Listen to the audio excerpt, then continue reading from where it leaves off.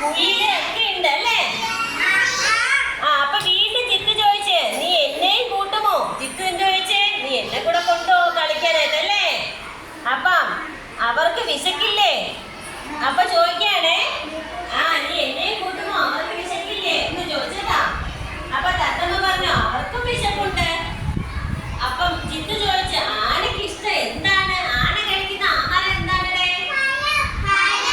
ആന പഴമൊക്കെ കഴിക്കും. പിന്നെന്താണ്? ഓല കഴിക്കും അല്ലേ? ഓലയാണ് ആന കഴിക്കുന്നത്. അപ്പൊ എന്താണ് ആനക്ക് ഇഷ്ടം? എന്താണ്?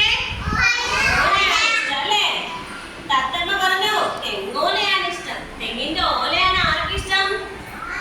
ആനക്ക് ഇഷ്ടം. അപ്പൊ ചിത്തു ചോദിച്ചു, മുയലിനോ? നിന്റെ കൂട്ടുകാരനായ മുയലിന് എന്താണ് ഇഷ്ടം?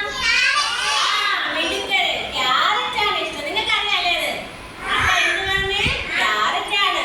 അപ്പൊ എന്നാ കുയിലിന്റെ ആഹാരം എന്തായിരിക്കും? കുയിലിന്റെ ആഹാരം എന്തായിരിക്കും?